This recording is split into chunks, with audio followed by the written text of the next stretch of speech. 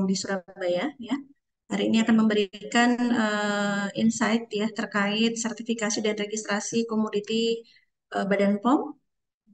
Kalau saya melihat permintaan kemarin terkait pangan fungsional, namun lebih ke jamu ya. Jadi hari ini kita akan bahas terkait pangan dan obat tradisional. Baik, jadi di sini untuk menentukan apakah suatu produk itu masuk ke dalam jamu atau pangan, kita memang harus melihat dulu ya, adik-adik ya. Karena memang kalau kita melihat banyak sekali orang-orang yang kebingungan terkadang. Kalau misalnya bahan bakunya katakanlah kunyit saja, apabila ingin mendaftarkan suatu produk, apakah masuk ke dalam kategori pangan atau ke dalam kategori jamu seperti itu. Kemudian di sini kita akan lihat dulu untuk decision tree-nya, apakah masuk ke obat tradisional ataukah ke suplemen kesehatan dan juga ataukah bisa masuk ke dalam pangan ya.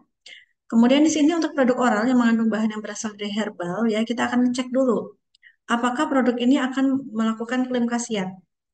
Jadi kalau misalnya memproduksi misalnya minuman kunyit ya. Minuman kunyit ini ternyata apa namanya? Si produsen ya itu ingin mengklaim bahwa kunyit ini bisa misalnya meningkatkan nafsu makan seperti itu. Maka itu masuknya bukan sebagai komoditi pangan lagi, tetapi masuk ke dalam komoditi obat tradisional seperti itu. Apabila memiliki klaim, maka akan kita cek dulu apakah produk mengandung isolat atau bahan sintetik dalam bentuk tunggal maupun kombinasi dengan vitamin, mineral, dan asam amino yang lain. Apabila tidak, ya, maka akan masuk ke dalam obat tradisional. Namun di sini apabila kita tambahkan misalnya mineral yang lain, maka masuk ke dalam suplemen kesehatan. Kemudian di obat tradisional pun juga kalau kita melihat bahwa apakah klaim tersebut ya didukung oleh data empiris. Ya misalnya ada jurnal atau mungkin eh, hasil penelitian penggunaan dari bahan baku alam seperti itu. Apabila ada, maka akan kita cek kembali apakah bahan tersebut terstandar dan telah dilakukan uji praklinik ya. Apabila tidak, maka dia akan masuk ke dalam jamu.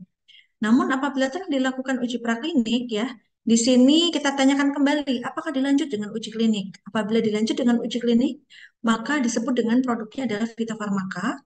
Kemudian kalau tidak dilanjutkan dengan uji klinik, maka masuknya ke dalam obat herbal terstandar ya. Jadi sudah terukur dosisnya ya, penggunaan dari bahan alam tersebut sudah terukur. Kemudian eh, dari obat ini sendiri, obat tradisional ini sendiri kalau kita lihat, apabila klaim produknya tidak didukung oleh data empiris ya, masuknya ke dalam akan kita cek lagi, apakah bahan baku yang terstandar ini telah dilakukan uji praklinik atau klinik. Apabila dilakukan, maka masuknya ke dalam fitofarmaka ya, seperti itu. Kemudian terkait matriks perbedaan berdasarkan bentuk sediaan. Jadi di sini bisa melihat kembali bahwa untuk bentuk sediaan itu macam-macam adik-adik. Jadi kalau untuk obat tradisional, sediaan oral ya yang dikonsumsi melalui mulut, maka di sini terdiri dari bentuknya tablet ya, kapsul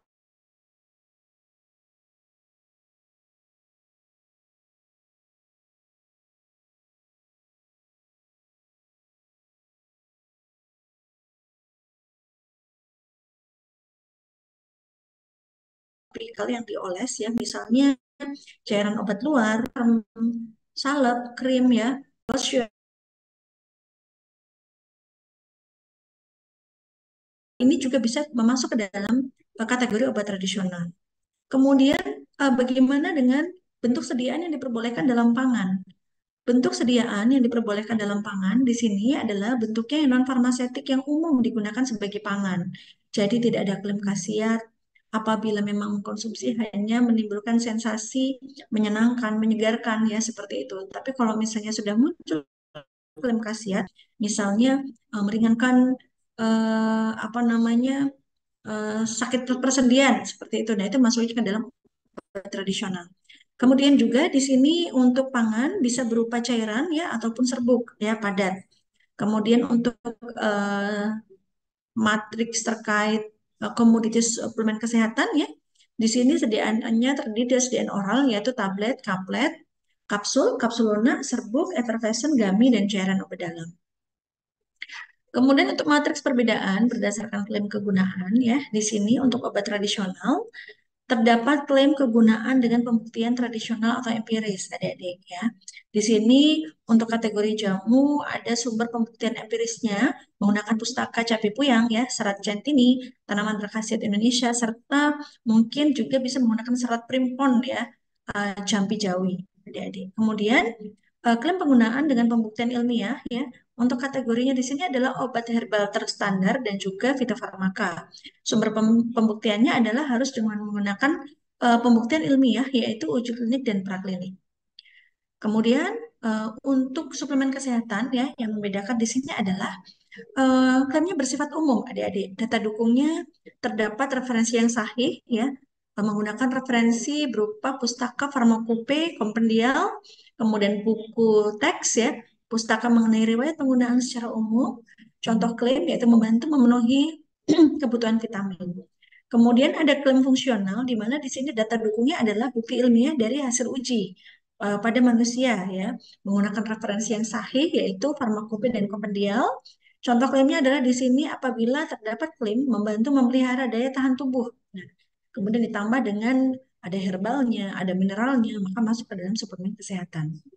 Kemudian untuk klaim menurunkan risiko penyakit, di sini data dukungnya adalah uji klinik pada produk jadi. Kemudian untuk contoh klaimnya yaitu membantu mengurangi kolesterol. Kemudian untuk pangan ya tidak memiliki klaim khasiat ya adik-adik ya untuk pangan ini ya. Jadi dia aman, tidak ada klaim khasiatnya. Kemudian kita melihat dulu ya terkait pangan ya, yang dimaksud dengan pangan itu apa supaya adik-adik di sini sudah bisa membedakan nantinya nggak bingung. Kalau pangan itu adik-adik segala sesuatu yang berasal dari sumber hayati ya, produk pertanian, perkebunan, kehutanan, perikanan, peternakan, perairan dan air, baik yang diolah maupun tidak diolah yang diperuntukkan sebagai makanan atau minuman bagi konsumsi manusia, termasuk di sini sebagai bahan tambahan pangan, bahan baku pangan dan juga bahan lain yang digunakan dalam proses penyiapan, pengolahan dan atau pembuatan makanan atau minuman ya. Kemudian pangan sendiri ada dua macam, yaitu pangan segar dan pangan olahan. Pangan segar ini contohnya adalah seperti pangan yang belum mengalami pengolahan yang dapat dikonsumsi secara langsung, ya. Dan bisa juga dia bisa menjadi bahan baku untuk eh, pengolahan pangan atau pangan olahan. Kemudian termasuk yang sudah mengalami perlakuan minimal ya, berupa dicuci saja atau dikupas saja, kemudian dikeringkan, digiling, pemotongan, penggaraman, pembekuan, pencampuran, atau pelilinan yang biasa dilakukan pada buah dan juga belansir serta tanpa penambahan eh, bahan tambahan pangan ya.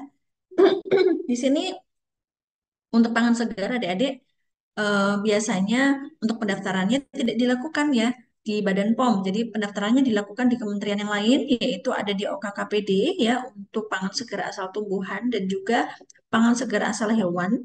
Kemudian untuk ikan, yaitu pangan segar asal ikan, eh, didaftarkan di Kementerian Perikanan. Kemudian pangan olahan ya, pangan adalah pangan yang diolah, makanan atau minuman ya. Pangan ini merupakan hasil proses ya dari suatu cara atau metode tertentu, baik itu dengan menggunakan atau tanpa menggunakan bahan tambahan pangan, adik-adik. Dan di sini setiap pangan yang diedarkan di wilayah Negara Kesatuan Republik Indonesia yang diproduksi di dalam negeri, baik itu juga yang diimpor, yang diperdagangkan dalam kemasan yang berlabel ya, dia wajib untuk memiliki izin ya. Tadi untuk pangan segar ke Dinas OKKPD ya, Kementerian Perikanan dan Kelautan seperti itu. Kemudian kalau untuk pangan olahan, pangan yang diolah kemudian dikemas ya, itu daftarnya ke Dinas Kesehatan atau ke Badan POM. Kita lihat kembali resikonya. Kalau resikonya merupakan pangan risiko rendah, tempat produksinya di dalam lingkungan rumah tangga, maka izinnya cukup di Dinas Kesehatan. Namun, apabila pangan yang diproduksi adalah pangan risiko tinggi, kemudian atau juga tempat usahanya sudah terpisah dengan dapur rumah tangga, maka pendaftarannya wajib ke Badan POM. Ini contoh-contohnya ya adik-adik ya. Untuk pangan segar asal tumbuhan seperti kurma, kopra, biji lada, beras ya yang memang tidak diolah adik-adik. Mungkin hanya dikeringkan, dijemur ya. Kemudian pangan segar asal hewan contohnya seperti susu segar. susu segar ya, kemudian daging sapi, daging kambing ya, daging yang dibekukan, kemudian telur ya, telur asin mentah, walet ya, sarang burung walet, ini semuanya masuk ke dalam pangan segar asal hewan. Kemudian untuk pangan segar asal ikan ya, di sini contohnya seperti ikan segar, udang segar ya, surimi beku ya, cumi-cumi kering ya, yang merupakan prosesnya itu tidak diolah ya, tapi hanya misalnya hanya dipotong lalu dibekukan. Dipotong kemudian dijemur, maka masuknya ke dalam pangan segar asal ikan, adik-adik. Dan daftarnya tidak dilakukan di Badan POM. Kemudian untuk pangan yang tadi ya PIRT merupakan pangan risiko rendah, tempat produksinya masih di dalam lingkungan rumah tangga atau di dapur rumah tangga, maka bisa terdaftar sebagai PIRT. Contohnya minuman serbuk ya, abon, ikan kering ya, gula, minyak kelapa ya, dodol, gula Jawa. Itu juga masih bisa didaftarkan di Dinas Kesehatan. Kemudian, apabila pangannya adalah merupakan pangan yang sudah dikemas, diolah ya, kemudian dikaleng misalnya, contohnya adalah susu pasteurisasi, kemudian susu sterilisasi ya, maka masuknya ke dalam pangan yang pendaftarannya dilakukan di Badan POM. Nah, ini adik-adik ya terkait klaim, adik-adik bisa pelajari di Perkab POM ya. Silakan untuk akses ke JDIH kami adik-adik untuk bisa melihat klaim pangan apa saja yang diperbolehkan ya.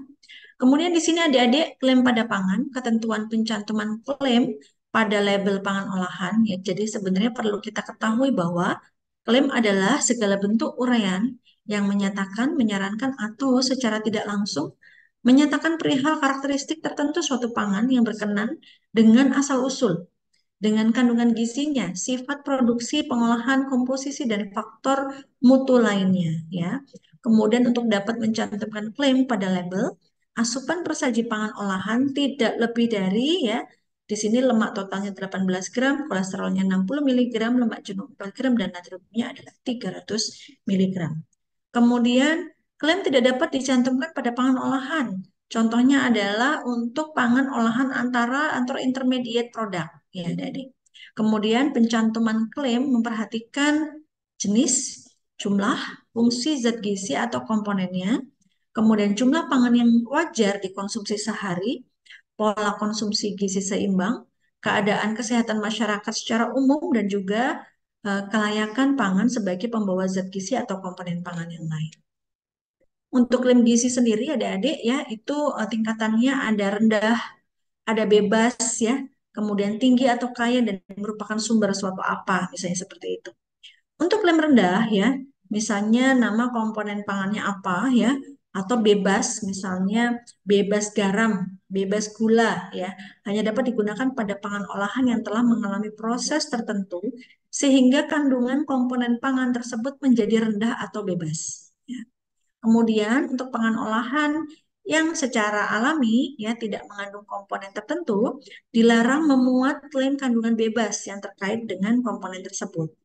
Kemudian klaim tinggi atau kaya atau sumber ya hanya diizinkan untuk komposisi protein, vitamin, mineral dan serta pangan yang lain ya, Adik-adik ya. Jadi tidak boleh mengklaim kata-kata tinggi, kaya, sumber untuk selain empat tersebut ya. Kemudian terkait klaim perbandingan zat gizinya dapat dicantumkan dengan memenuhi persyaratan sebagai berikut. Pangan olahan yang dibandingkan dengan pangan olahan sejenis ya adik-adik. Diproduksi oleh produsen yang sama dan telah beredar. Perbedaan kandungannya dinyatakan dalam persentase, pecahan, dan juga angka mutlak.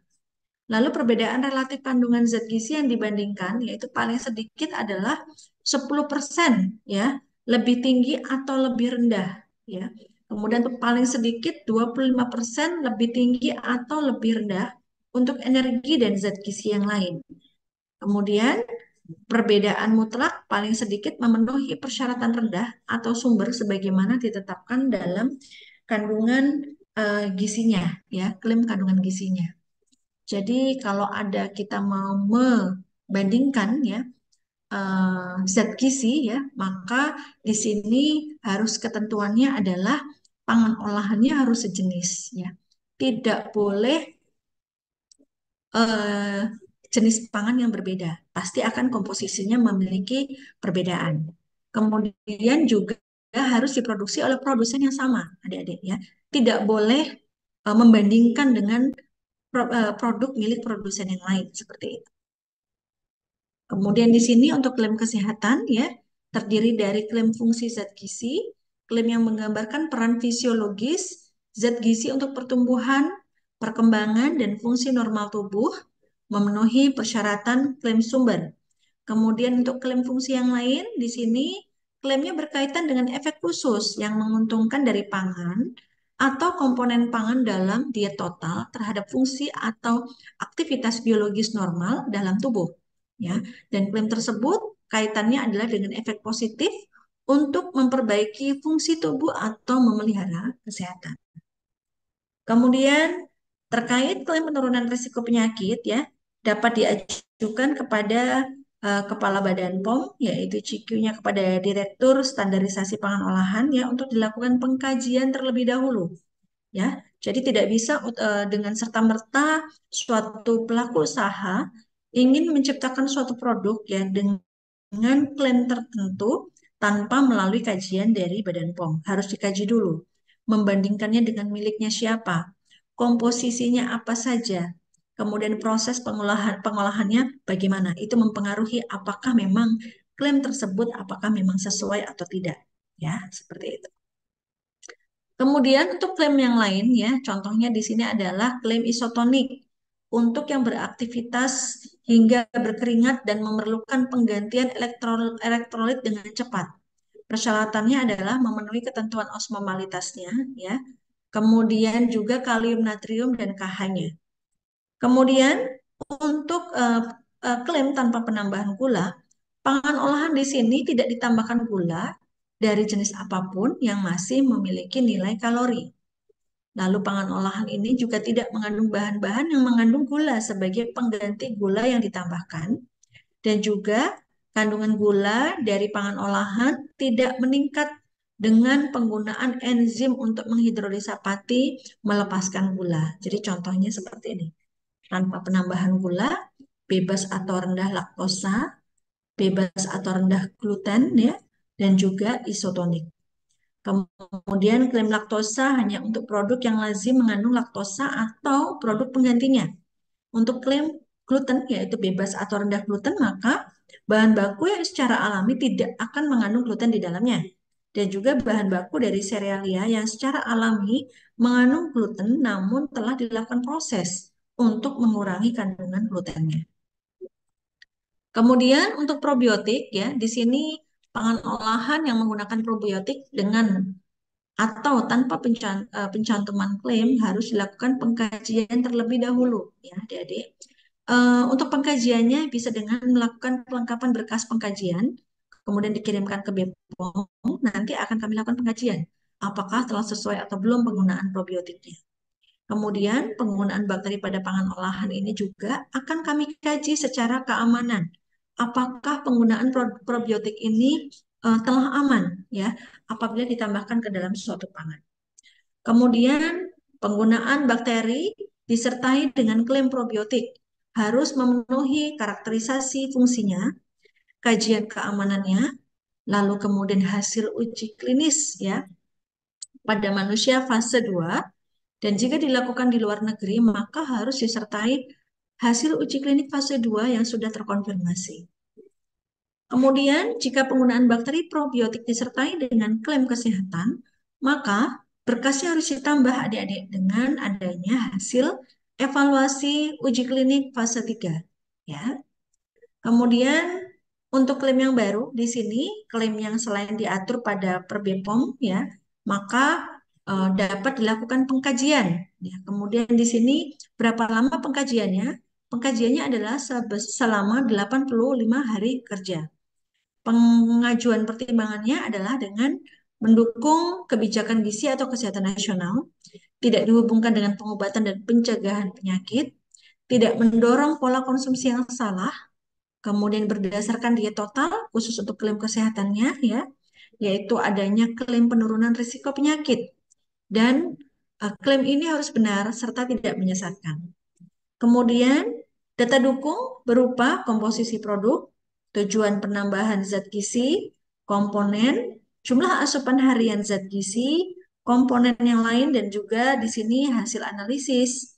Kemudian sejarah penggunaan zat gizi atau komponen, dan apakah ada regulasi negara lain serta adanya publikasi ilmiah terkait klaim yang akan dilakukan. Kemudian klaim ini dapat disetujui ya eh, apabila sudah dilakukan pengkajian. Ingin tahu disetujui atau tidak bisa diakses pada link berikut adik-adik. Jadi kalau misalnya adik-adik ingin tahu apa saja sih bahan baku baru ya yang disetujui oleh BPOM ya, atau mungkin klaim apa saja sih yang baru yang sudah disetujui oleh BPOM, maka adik-adik bisa klik di sini bisa melihat oh ternyata sudah mendapatkan persetujuan dari Badan POM ya. Kemudian untuk pangan klaim ya, di sinilah ada terdapat beberapa larangan. Yang pertama,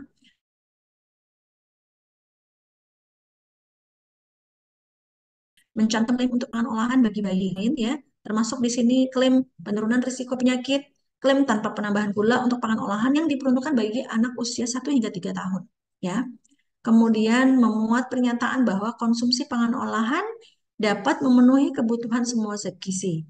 Kemudian konsumen mengkonsumsi suatu jenis pangan olahan secara tidak benar dan atau menggambarkan bahwa suatu komponen pangan ini dapat mencegah, mengobati, serta menyembuhkan suatu penyakit.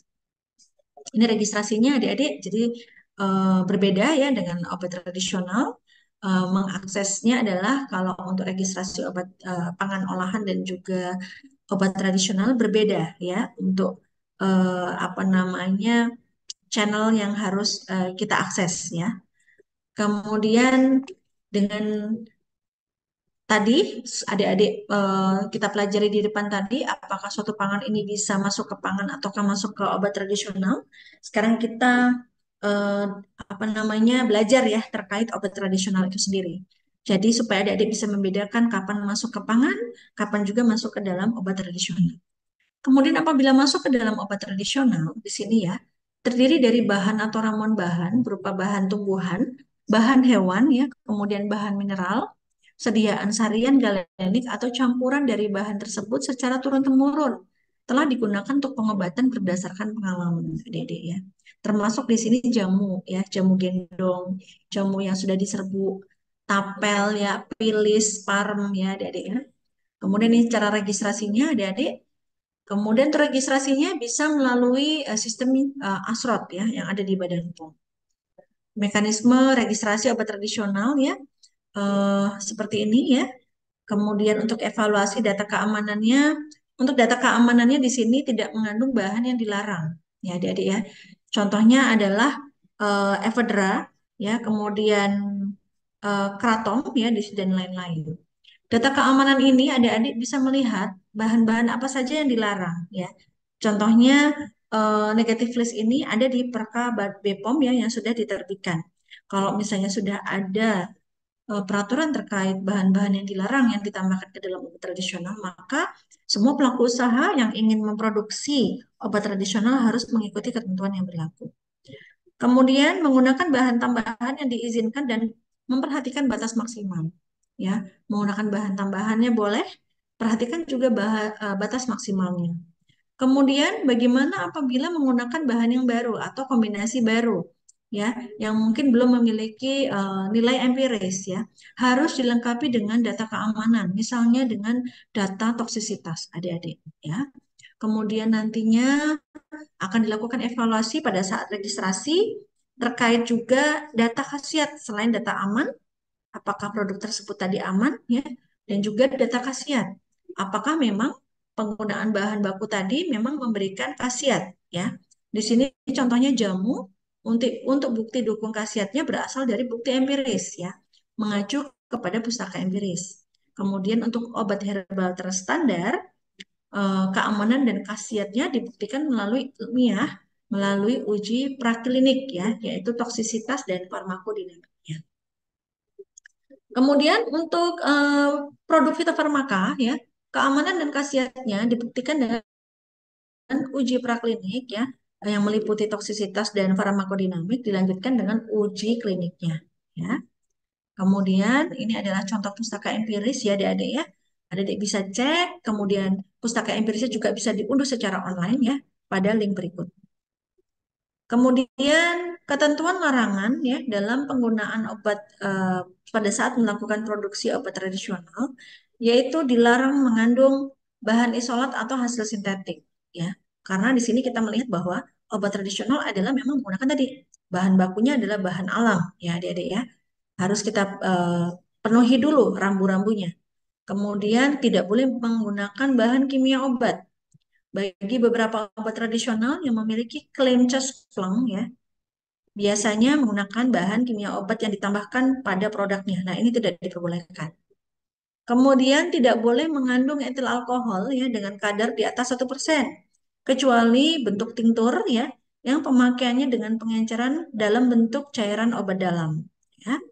Kemudian narkotika atau psikotropika tidak diperkenankan juga ditambahkan ke dalam obat tradisional.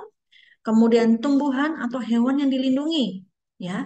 Kemudian bahan lain yang berdasarkan pertimbangan kesehatan dan atau berdasarkan penelitian yang membahayakan kesehatan. Nah, ini adik-adik bisa cek peraturan tentang bahan yang dilarang dalam obat tradisional.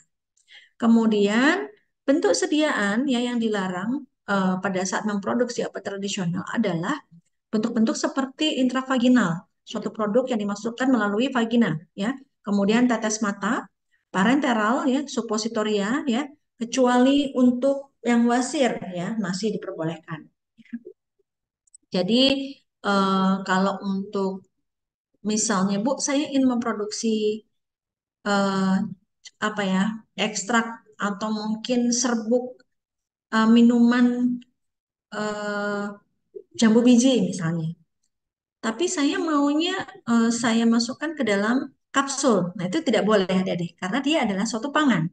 Tapi kalau misalnya memang eh, ekstrak dari jinten hitam yang dimasukkan ke dalam kapsul, ya, itu diperbolehkan. Karena memang fungsinya adalah sebagai obat tradisional dengan klaim khasiat tertentu. Ya, seperti itu bedanya. Kemudian peraturan tentang bahan yang dilarang dalam obat tradisional ya semuanya ada di sini adik-adik bisa lihat ya. Nanti adik-adik bisa download ya melalui link yang ada pada slide berikut. Kemudian adik-adik di sini untuk produk kategori pangan ya tentang terkait kategori pangan eh, baik di sini kita melihatnya adalah untuk buah dan sayur yang masuk dalam kategori pangan. Di sini bisa masuk ke dalam minuman botanikal. Misalnya tadi, Bu, saya ingin memproduksi eh, minuman beras kencur atau minuman kunyit asam. Sebaiknya apakah ini masuk ke obat tradisional atau ke pangan ya? Jadi kita cek kembali bahan bakunya apa saja. Kalau misalnya memang bahan bakunya ya merupakan bahan baku yang masuk dalam kategori pangan, silahkan untuk dilakukan pendaftaran ke dalam pangan, namun tidak boleh melakukan klaim khasiat suatu produknya. Ya. Tapi apabila Bu saya ingin mengklaim produk, jadi misalnya beras kencur dengan klaimnya adalah meningkatkan nafsu makan misalnya. Nah, seperti itu maka pendaftarannya masuknya ke kategori obat tradisional. Ya, seperti itu adik-adik yang membedakan. Kemudian yang perlu kita ketahui bersama ada gray area ya antara obat tradisional dan pangan ini. Contohnya adalah ginseng ya. Untuk obat tradisional sediaan farmasinya memenuhi standar mutu OT ya. Klaimnya untuk memelihara stamina pria. Ya, ini boleh. Tapi kalau dalam pangan bukan sebagai bahan utama dan terdapat pembatasan kadar ginsenosida ya. Kemudian untuk teh ya secara tunggal, bentuknya serbuk, kita cek dulu klaimnya.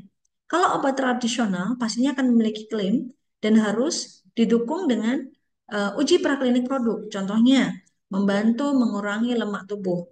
Kemudian untuk pangan tidak memiliki klaim ya adik-adik. Begitu juga bawang hitam ya. Dalam bentuk utuh tidak dapat masuk ke dalam obat tradisional. Dapat masuk ke obat tradisional apabila masuk ke dalam sediaan farmasetik membantu mengurangi lemak darah. Kalau dia didaftarkan sebagai pangan, maka tidak boleh mencantumkan klaim pada label. Kemudian persyaratan mutu ya terkait suplemen kesehatan ya tadi. Di sini untuk bahan suplemen kesehatan ada bahan aktifnya dan juga bahan tambahan yang lain ya. Kemudian juga ada yang berupa produk jadi. Dan semuanya harus memenuhi persyaratan Farmakope Indonesia. Dan juga standar yang lain, termasuk di sini adalah Materia Medika Indonesia, Farmakope Amerika, Farmakope Inggris ya, dan juga kompendial atau standar yang lain. Kemudian bahan aktif suplemen kesehatan ini komposisi tunggal ya maupun kombinasi dalam suatu formula harus mempertimbangkan aspek keamanan dan rasionalitasnya. Jadi kalau misalnya ingin menambahkan suatu bahan baku ya, misalnya vitamin mineral untuk pendaftaran suplemen kesehatan, maka wajib kita mempertimbangkan aspek keamanan dan rasionalitasnya. Kemudian bahan aktif yang berasal dari alam harus berupa isolat, praksi dan ekstrak. Ya, adik-adik. Kemudian batas maksimum bahan aktif suplemen kesehatan ya diatur pada peraturan BPOM. Ada bisa cek ya di sini.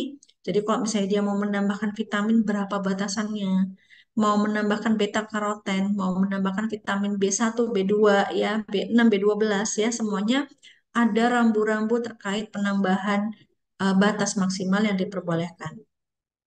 Kemudian untuk bahan tambahan suplemen kesehatan dapat berupa pengawet, boleh ditambahkan dengan pengawet, pemanis, pewarna ya, antioksidan, perisa dan atau bahan tambahan lain sesuai dengan ketentuan peraturan perundang.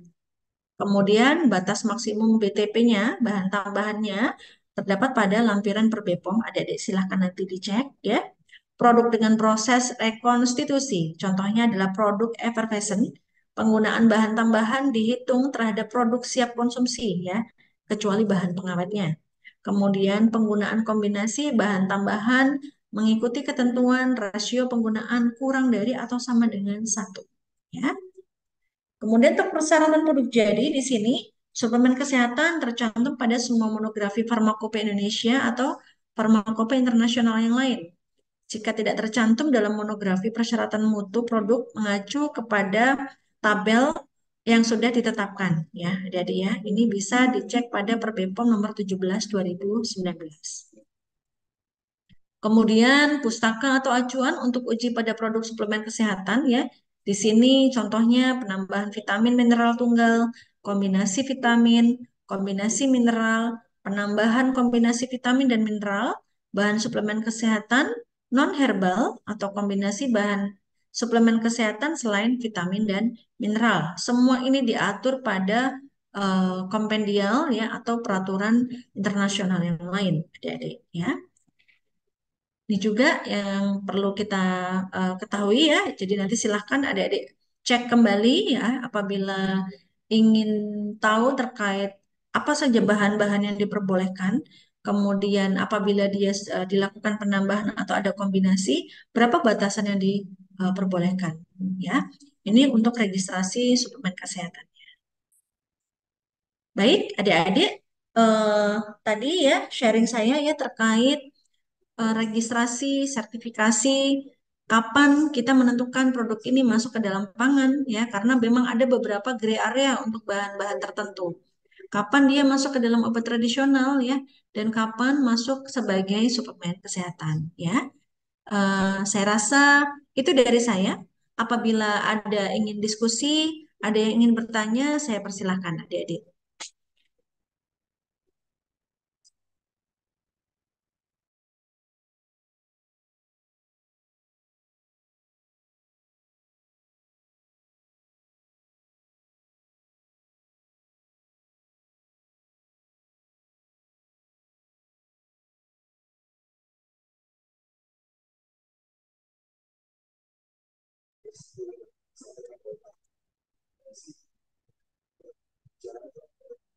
Ini ada pertanyaan ya melalui chat room. Dari Destriana, kelas gizi 6A. Kebetulan saya akan skripsi terkait dengan produk bebas gluten. Sekilas menyatakan bahwa produk bebas gluten, apakah terdapat produk bebas gluten yang telah dinyatakan tidak aman oleh BPOM karena alasan keamanan? Jika iya, apakah dari BPOM terdapat daftar produk yang boleh, yang telah dinyatakan tidak aman dan tidak memenuhi standar eh, bebas gluten yang ditetapkan?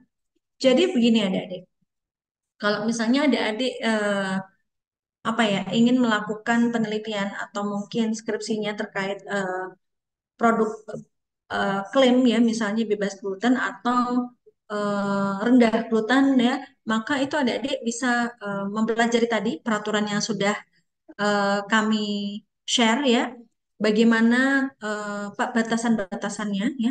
Kalau untuk produk yang beredar saat ini, untuk produk dengan klaim gluten ya, eh, semuanya sudah aman ya. Jadi adik-adik bisa kalau misalnya ingin mengetahui produk apakah produk ini sudah mendapatkan izin dari BPOM, maka adik-adik bisa akses cek BPOM.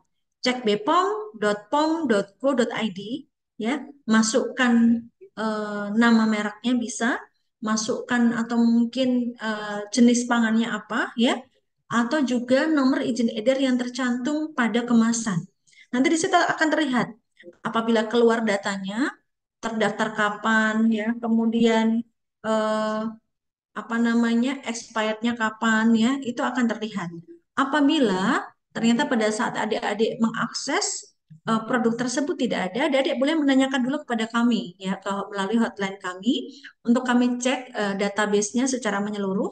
Apabila memang tidak ditemukan berarti memang belum terdaftar ya, seperti itu ya. Jadi memang untuk saat ini kalau untuk produk-produk yang tadi yang bebas gluten ya, yang tadi ya, maka tetap harus mengacu kepada peraturan yang berlaku.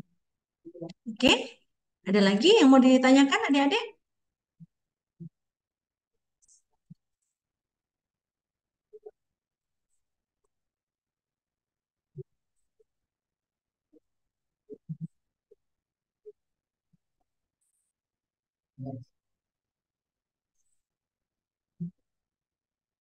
Baik, sama-sama. Baik, adik-adik, kalau misalnya memang tidak ada pertanyaan, mungkin nanti ada pertanyaan menyusul ya, mungkin bisa melalui koordinator yang kemarin menghubungi saya, ada Mbak Aminah dan juga Mbak Zulfa, kalau nggak salah ya yang menghubungi saya. Nanti bisa ditanyakan ya ke saya, bisa melalui via WA, nanti akan saya jawab. Baik, adik-adik, apabila memang sudah cukup ya, saya bisa akhiri untuk kegiatan kuliah pada pagi hari ini. Saya mohon maaf apabila terdapat hal-hal yang kurang berkenan ya.